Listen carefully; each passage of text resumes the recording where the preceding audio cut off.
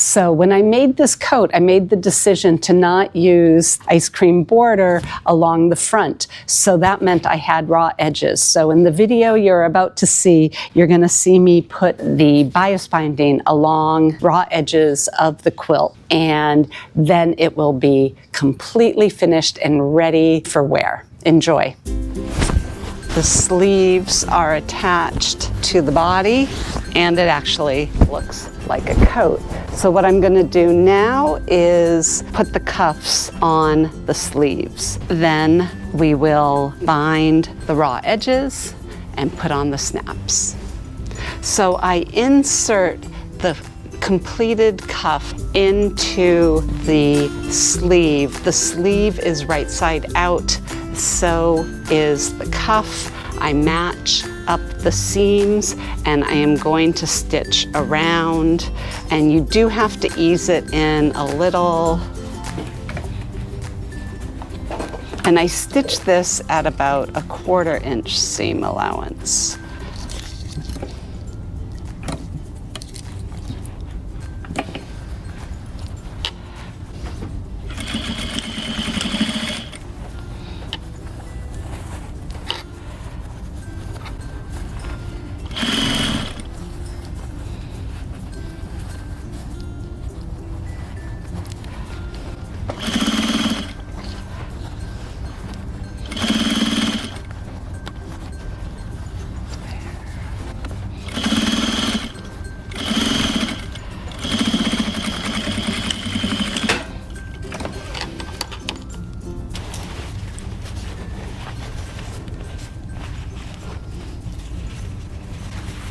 So then when I pull it out and fold it over,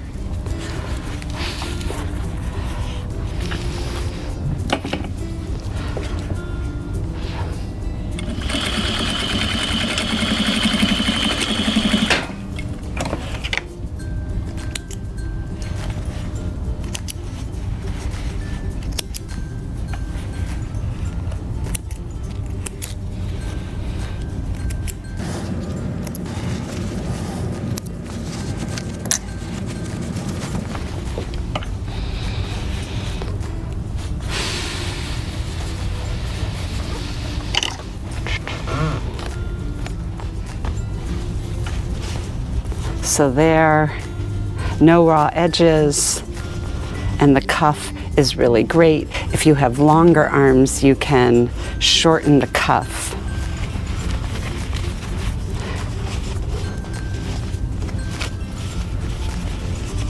There's a lot of wiggle room with this.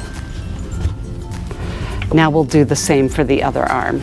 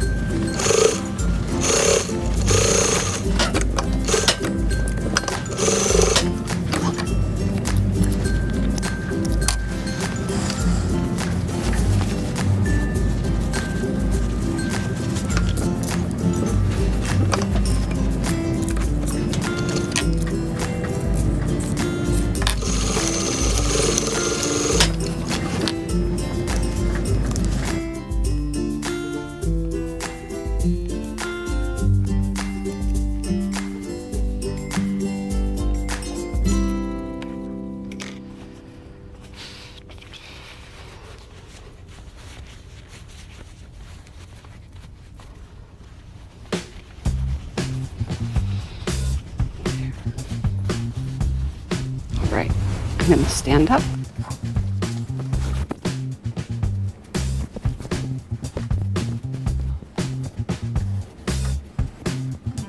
So basically the jacket is finished. It's all in its shape. However, I do have raw edges along the front and the bottom here and going around the neckline. So what I'm going to do is sort of trim the neckline a little, and then I'm going to use that matching yellow feed sack cloth to bind the raw edges around the front and around the bottom and the neckline.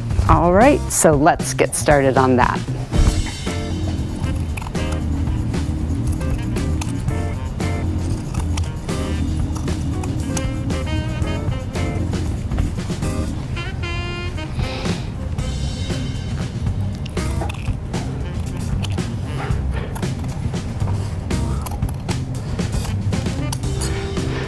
This needs a little bit.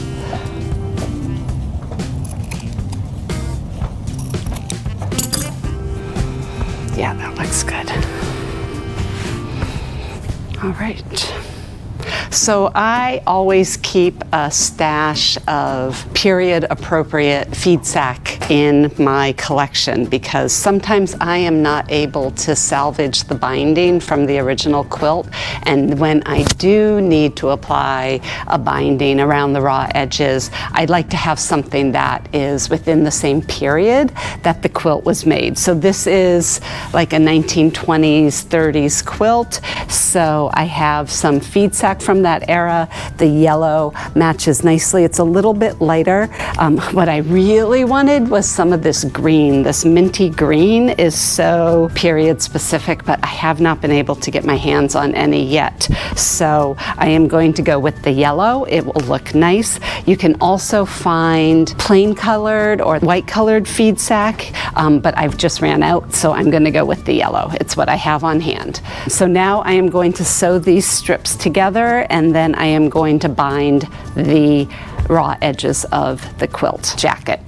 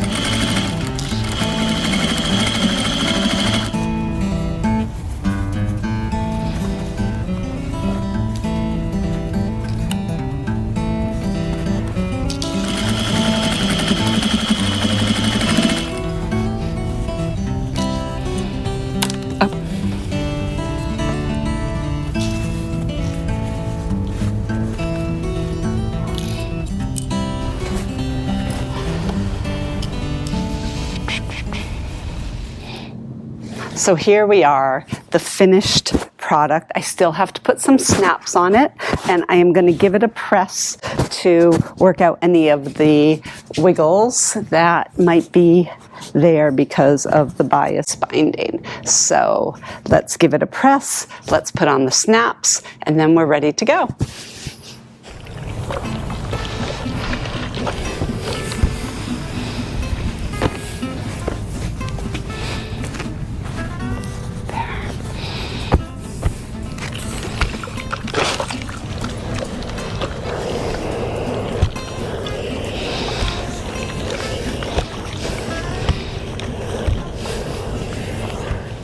So I am going to put snaps on this jacket, and I always have to look up, but apparently women's jackets go right over left. So I'm going to mark the spots where I want the snaps on the jacket, and I will use my snap setter to put them in. And I have about 19.5 inches, so I think I'm going to do like, if the bottom snap is at 18, 1 to 18, and I want 4 snaps, so that's like every 4.5 inches. So 1, 2, 3, 4.5, and then 1, 2, 3, 4.5, and then 1, 2, 3, 4.5, and then up here, there. So those will be my, that's 5 snaps. 1, 2, 3, 4, 5. That'll work.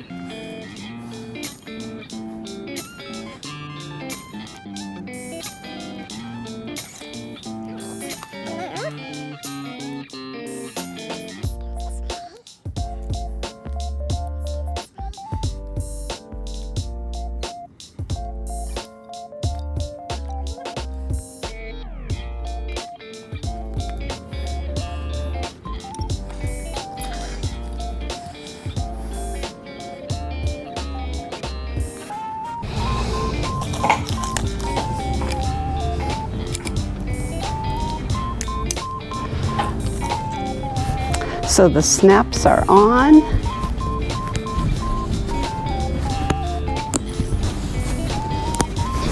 And the jacket is done.